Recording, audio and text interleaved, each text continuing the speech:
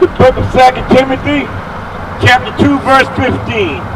Study to show thyself approved. So the first thing Timothy says is study and show thyself approved. Read. Unto God. Unto God. So you're not supposed to study and show yourself approved unto us. You got to study and show yourself approved unto the Most High. Read on. A workman that needed not to be ashamed, rightly dividing the word of truth. So now, the point I want to draw at is we got to rightly divide the word of God. Okay? So you will find something in the Bible that says, okay, it says Gentiles going to be grafted in, and this Gentile is going to be a different type of Gentile, or this Gentile here is all the same people. No, it's two different types of Gentiles. You understand that? You didn't know that? It's two different types of Gentiles. All right? I need the definition for a Gentile. When you look up the word definition, it means usually a non-Israelite people. Okay, Gentile. It usually means a non-Israelite people. Usually is the key word, okay? So now, if it says usually, that means it's not 100% all the time that person is actually a Gentile. So now we got to go in the Bible and figure out, well, what do he mean by Gentiles? Okay, give me John chapter 7, verse 35. Let me show you something real quick. All right? Because the first thing you got to understand is when it says Gentile in the Bible, the Most High look at you, if you, the real Gentiles are the nations of outside of Israel. Anybody that's not on the Israelite chart, anybody outside of that is considered to be a Gentile. So everybody that you see on this chart is the true biblical people of the Bible. Right? Anybody that's not listed on here is considered to be a Gentile. Alright? But if you are acting like the Gentiles, if you're doing the same customs, celebrating the same holy days and all this crap, eating pork, shrimp, crab, and lobster, the Most High look at you as a Gentile. You understand? So you can still be an Israelite. You can still but you're not following the ways. There you go. There you go. See how simple that was? It ain't hard at all. Read that. Listen, the Bible confirms it, all right? Listen to this. The book of John, chapter 7 and verse 35. Come on. Then said the Jews among themselves. So now, this was Christ. Matter of fact, read the verse above that. The book of John, chapter 7, verse 34. Come on. Ye shall seek me, and shall not find me. So now, this is Christ talking to his disciples, right? He said, listen, you should seek me, but you should not find me. Read on. And where I am, thither ye cannot come. So he said, wherever I'm going, you ain't going to be able to come with me. All right? Read on. Then said the Jews among themselves. So now, these are the Jews, the ones that follow Christ. Okay? The ones that was keeping the law, statutes, and commandments. They said among themselves, read. Whither will he go that we shall not find him? So now they started talking among each other and said, listen, where Christ going to go where we can't find him? He just said, hey, I'm going someplace and you can't come with me. You ain't going to be able to find me. So this is the question that they posed to themselves. All right? Read on. Will he go unto the dispersed? Stop. He said, will he go unto the dispersed? What did the word dispersed mean? Basically all out. Scattered people, right? So he said, whether will he go unto the dispersed, the scattered people, read, among the Gentiles, the scattered Israelites among the Gentiles, which is the other nations, right? Read. and teach the Gentiles. And teach the Gentiles. Read on. What manner of saying is this, he said. So now, this is what they was asking him. How are you going to talk about going to the dispersed among the Gentiles and teach the Gentiles? So what he's saying is, you have two different manners of Gentiles. You have, like what you just said, Israelites that was really, they are real Israelites, you see what I'm saying, by blood, but they were taking on the customs of the natural Gentiles. You see what I'm saying? So that's all the scripture simply saying. When you acting outside the laws of God, he looks at you as a Gentile. So you understand that? So that's what's going on when you read the book of Acts chapter 10 about the grafted in of the northern kingdom, which was Cornelius was a part of that.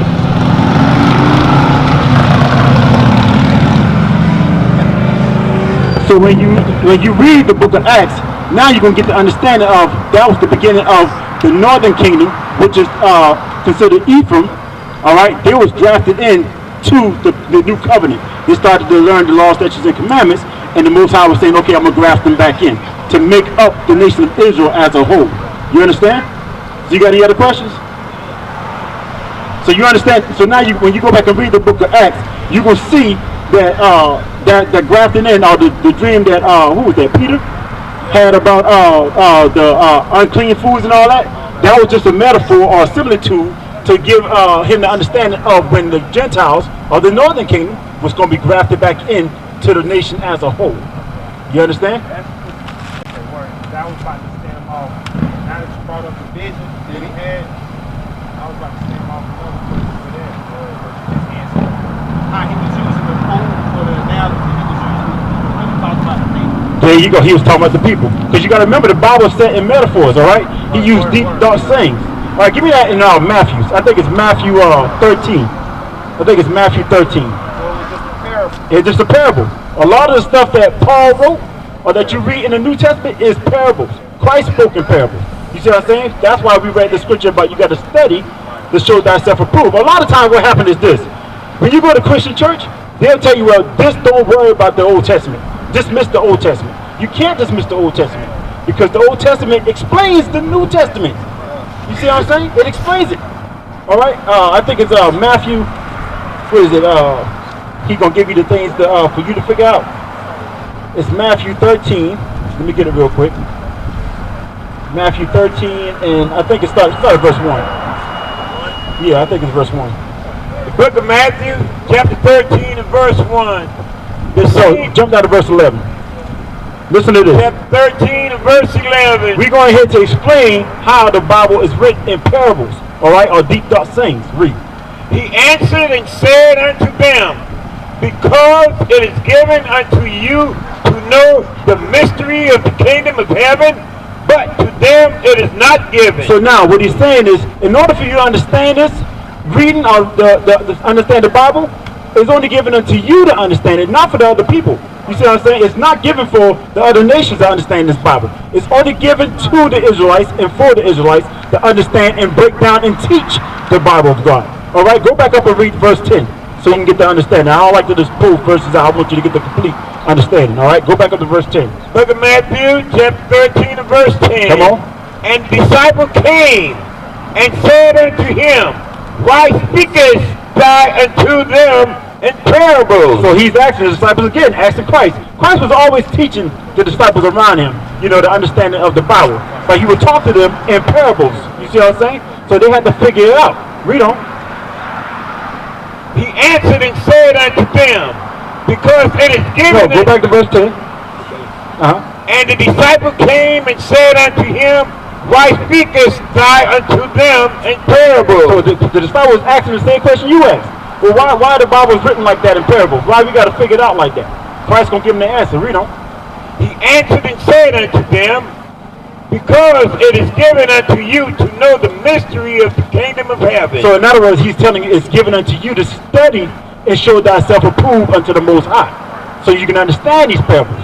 Some things he can give to them crystal clear, like keep the commandments. But certain things other in the Bible, he have to talk to them in riddles. It's just like when you have you ever got family members that went to prison? All right. Well, listen. And we're gonna fix that up. But hey, at the end of the day, it's like this. You got somebody that goes to prison, right? And usually when they send letters, right, the jail system or the prison system has rules set up where you can't put certain things in the letters. Like you can't send naked pictures, you can't send pornography through the mail system or nothing like that. Open it up. So they'll open it up and they'll do what? They'll read the content of the letter, right, before they give it to the inmate. So the same thing what the inmates usually do, they get crafty. So they start writing down stuff in what? Parables. You see what I'm saying? So well, guess what? We in captivity, whether you believe it or not. You understand we in captivity? We in captivity. This is our spiritual captivity. We was brought here because why? We broke God's laws, statutes, and commandments. And this is for all our people, all you so-called blacks, Hispanics, and the American Indians. The reason why we are brought here to Babylon the Great is because we broke God's laws, statutes, and commandments. And it's high time for each and every last one of you to wake up and repent and turn back into your Heavenly Father and start keeping these laws, statutes, and commandments in the faith of Jesus Christ, the black Messiah. That's right. Y'all understand that? Let's be crystal clear about that. That's why we are here. We are because we love our people and we're trying to edify our people to give them the true understanding and the mysteries of the Bible and break it down to them and cause them to understand what is being said in the Bible. Give me that in Nehemiah 8 and 8. Give me Nehemiah 8 and 8. Because you ask the questions, okay, well, how can the Bible be written down in parables? Why is it written like that? And we gave you the answer, but it's multiple times that the Bible says these things. The Bible is redundant. It repeats itself over and over and over again until what? You understand what is being said. You see what I'm saying? Because when you read the book of Isaiah, he tells you that what? We are a stiff-necked and rebellious people. That's right. Read that. The book of Nehemiah, chapter 8, verse 8. Come on. So they read in the book and the law of God distinctly. So now he's saying, listen, they read in the book of the law distinctly, meaning they read in the book of God all the time. You got to meditate on the scriptures night and day. You're not going to get the full understanding of a scripture right off the bat. Sometimes you got to read it 10 to 12 times to get the understanding. So they read the book of the law, read. And gave the sense. And then what? And gave the sense. And then what? And gave the sense. And gave the sense, meaning give the understanding of what it is that the person is reading so they can understand or comprehend what is being said in the Bible. You understand? So when you ask a question, we should be able to go in the scriptures and break it down in layman's terms so that you can understand it. You see what I'm saying? Because like the brother said earlier, we're not out here to bash our people or degrade our people or belittle our people. That's not our objective. Our objective is, give me Jeremiah chapter 1 and verse 10. That's Christmas. That's Christmas. Jeremiah 1 and 10? Yeah. Give me Jeremiah 10 and 1. That's the one I want. Jeremiah 10 and 1. Jeremiah chapter 10 and verse 1. I'm going to show you what our purpose is out here. Our purpose is not to beat our people up and make our people feel little. Our job is to build you up. And the scriptures talks about that. Read that. The book of Jeremiah, chapter 10 and verse 1. Come on. Hear ye the word which the Lord speaketh unto you, O house of Israel. Give me Jeremiah 1 and 10. That's the one I want. Jeremiah 1 and verse 10. The book of Jeremiah, chapter 1 and verse 10. Read. See, I have this day set thee over the nation and over the kingdom. So now, he's sending out his prophets to come out and teach you the word of God, to give you the understanding of the parables, to teach you how to keep the laws, statutes, and commandments. All right, so he's sending his prophets out here to come out here and give you the word, to give you the sense. Read on. To root out. To root out. Our job is to root out. We got to root out all the lies that have been spread throughout the four corners of the earth by our oppressors. Like, for example, saying that Christ, the black Messiah, is right. That's the one thing that we have to root out. We have to root those things out because those things is not good for us. You see what I'm saying? Those are lies that was put out here. We got to root those things up. Read. To pull down. We got to pull them down. I mean, we got to destroy that nonsense. We got to destroy and smash that garbage. Read on. And to destroy. Come on. And to throw down. And our job is to throw it down, meaning to make sure that when we talk about it, that we destroy every angle that they may come back at us about it. Ain't nowhere in the Bible that you can find that Christ, the so-called black Messiah, is a dang white man in the Bible. You're not going to find that nowhere in the Bible. You're not going to find nowhere in the Bible that God says that he come for everybody upon the face of the earth. If you do your due diligence and study, you will understand that he's talking about the nation of Israel. So our job is to root out, to pull down, and destroy all those lies. Read on. To build and to plant. Then after we destroy and demolish all that crap, our job is to turn back around now and build you back up. You see what I'm saying? So that's what we out here to do, is to build our people back up. But the first thing we have to do is get rid of all that garbage that you've been taught here in Babylon the Great and fill your head back up with the truth. You understand? You follow? So that's what we out here to do. Is that all on that? So that's our purpose, guys, to come out here and preach our people and destroy all the doctrines that you've been indoctrinated with and fill your head back up with the true understanding of the Bible. You understand? We're not out here to make our people feel little or nothing. Our job is to get you back right because guess what? We all standing here before you, we was all lost at one point in time. And guess what? We still trying to get our mind right. This is an everyday battle. We have to constantly endure until the Most High comes back to redeem us. You understand? So now, let me give you some laws, because you said you knew about Deuteronomy 28. You knew about our captivity and why we got sent over here and all that stuff. So now, in order to get to the kingdom, what must you do? Give me that Deuteronomy 10 and 12. Let's start there. Let's start right there. Deuteronomy 10 and 12. Because the brother know about his sister. The brother know about captivity. He know about all these things. But now, we can look at you, brother, and this is the part of love. It's by watching our brothers and sisters and seeing the areas that they're in and correcting them so they can get back on the right track and start being an example to their loved ones in their house. Okay, but we got to always start with self first. All right? Read that. Book of Deuteronomy, chapter 10 and verse 12. Yes, it is. And now Israel, what doth the Lord thy God require of thee? So who is he talking to? Who is the Israelites? The 12 tribes. Who is a part of that 12 tribe? What are you? What tribe are you from? There you go, all places. So he's talking to who? He's talking to you, right?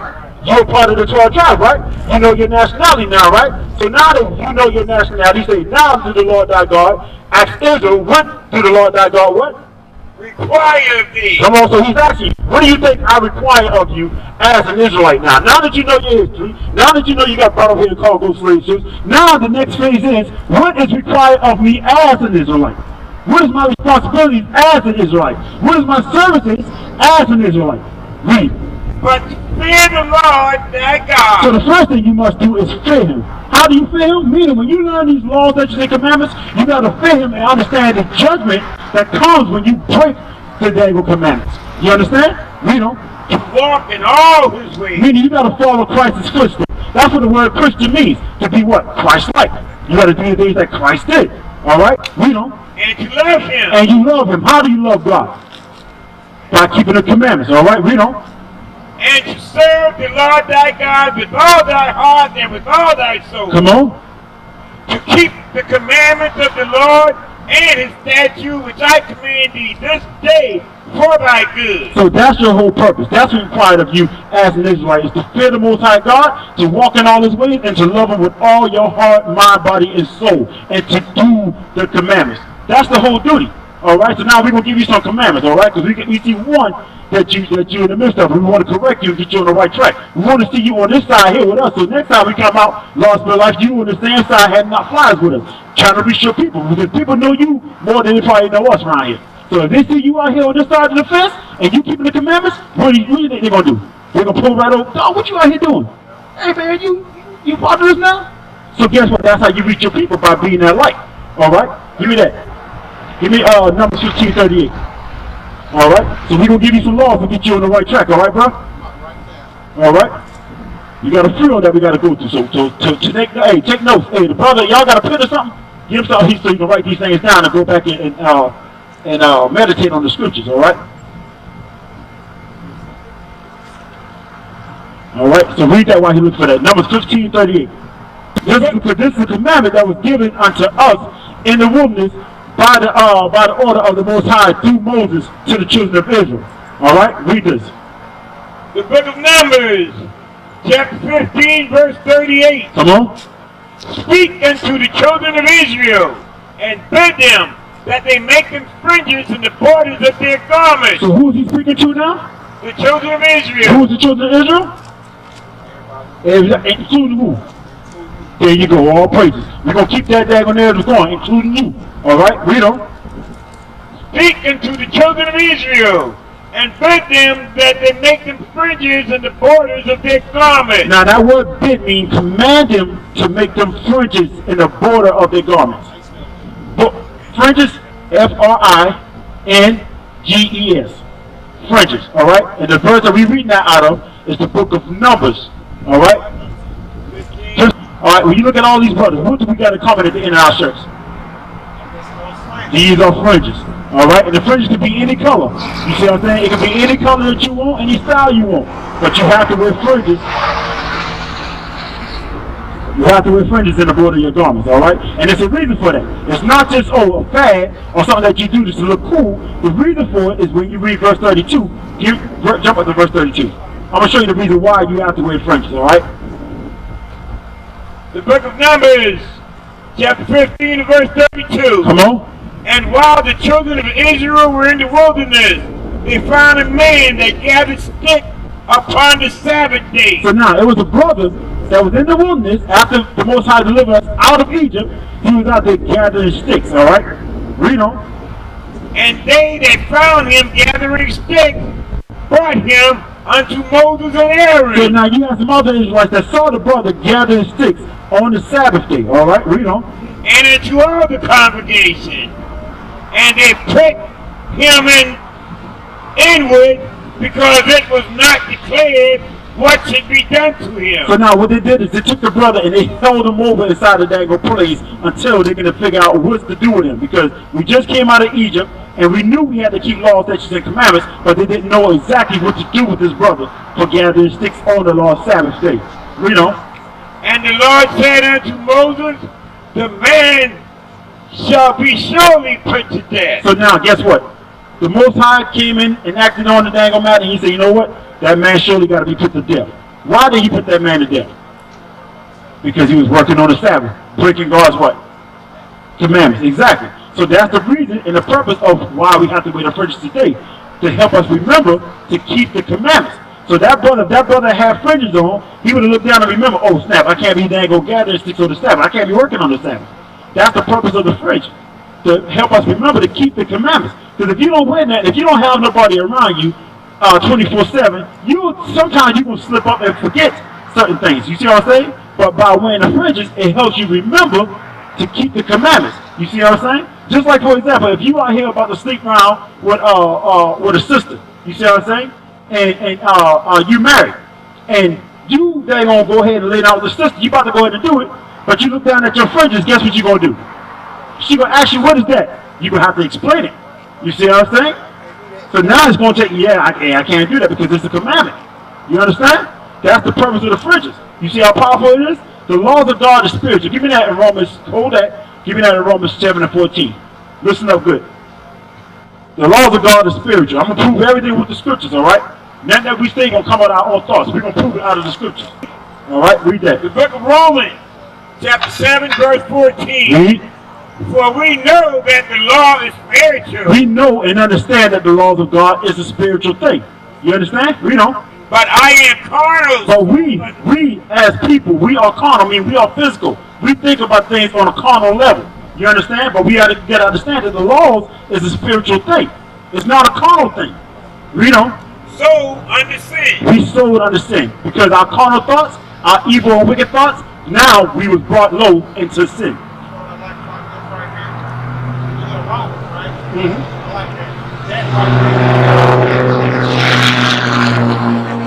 Exactly. It repeats it. It repeats the Old Testament. All right. So now go back to Numbers 15:38. So now you got to understand that you got to wear fringes in the border of your garments, right? Why? There you go. See how simple that is? Read on. We're gonna finish up about the fringes. All right. So your fringe could be any color that you want it to be. You got a question, brother? Let me finish them up real quick, and then I'm gonna answer your question. All right. And that they put upon the fringe of the borders a ribbon of blue. So now if you look at the bottom of our shirts, right, we got fringes on. The fringes is silver, right? But he says on top of the fringes, it has to be a ribbon of blue. All right? It has to be blue. That's the color that the Most High chose. All right? And the reason for that is to help you remember, it constrains you. You see what I'm saying? When you pull on your shirt, you can't go about so far. So that's what the ribbon is there for, is to constrain you, meaning to keep you loyal to the commandments. All right? The fringes, you see how you can't count all these fringes, really. But it's there. It's a symbolic thing to help you remember that it's a lot of commandments.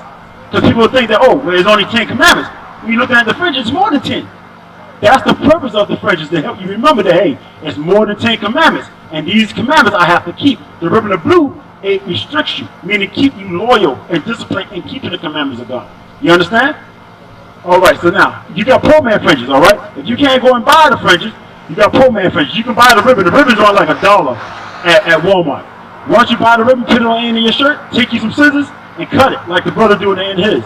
You see what I'm saying? So these things ain't going to break you, you know, in the pocket. It's not going to make you harder than go and afford these things, all right? So now let me ask your brother a question real quick. What's your question, brother? What's your name? What's your name? All right, Mr. Carter, how you doing? I'm Brother Eli. Connor. Okay, my bad, brother.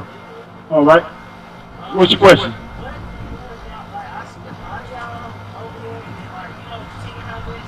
That's us.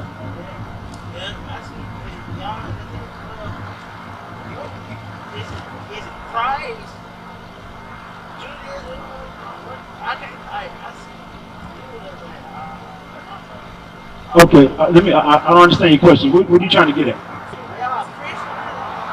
We are the Israelites that the Bible speaks of.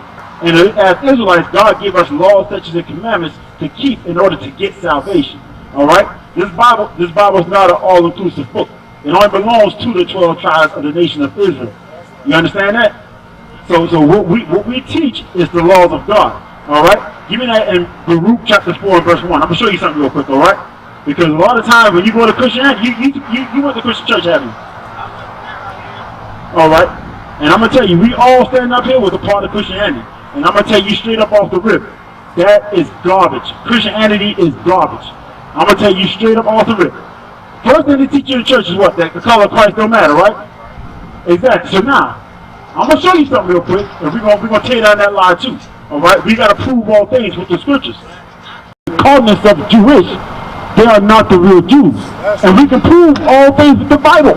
So now that you know you're an Israelite and from the tribe of Judah, let me show you a quick history lesson on how you got over here and how we know that you are the people of the book.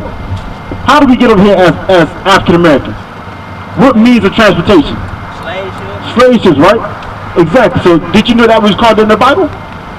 You know it? So now, before we go there, you go ahead and get it, but I want you to tell me what book in the Bible does it tell you that we went on cargo slave ships? Because, and the reason why I'm doing this, brothers, no. I'm going to tell you the book, all right? The book is Deuteronomy. And the reason why I ask you that is because a lot of times we'll get Christian folks that come up here, all right? And they'll say, yeah, I know that's in the Bible. I know that. But when we ask them, well, where is it found in the Bible? They don't know.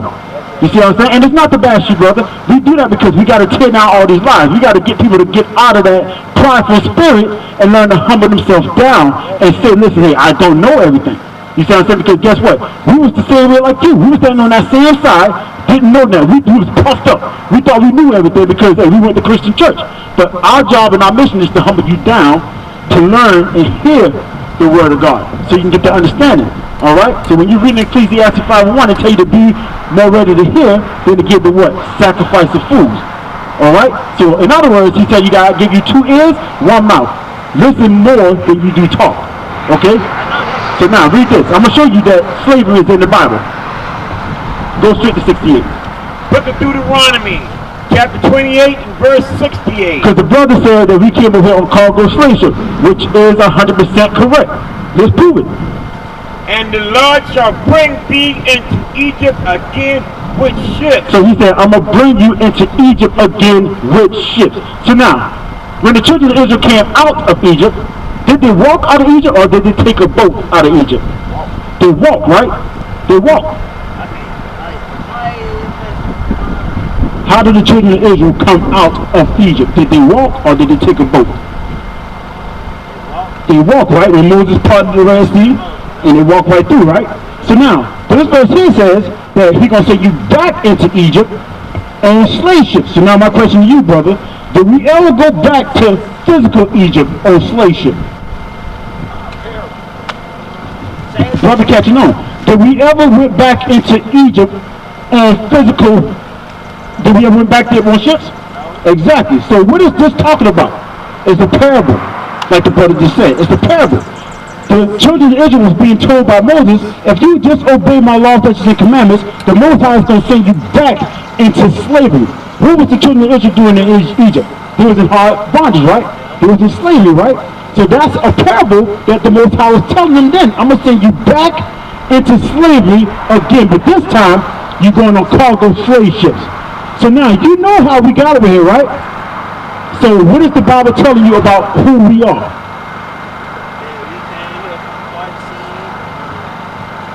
That we are the what?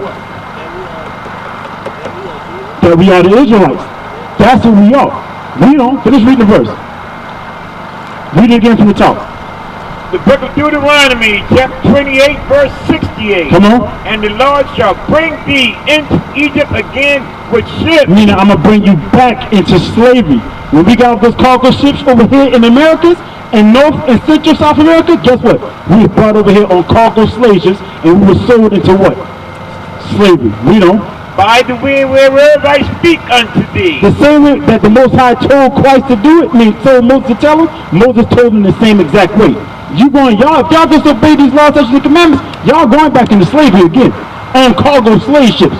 We don't. Thou shalt see it no more again. And you're not going to see your homeland again. So when somebody take you from your house and bring you somewhere else, that's a form of what? Slavery, right? right? So when you get taken from your homeland to be sold into slavery, you become what? A slave, right? Read on. And there ye shall be sold And in that land where you got brought over here to, you will be sold unto your enemies. unto your what? Unto your enemies. Unto your what? Unto your enemies. Unto your what? Unto your enemies. You're going to be sold unto your enemies. So now,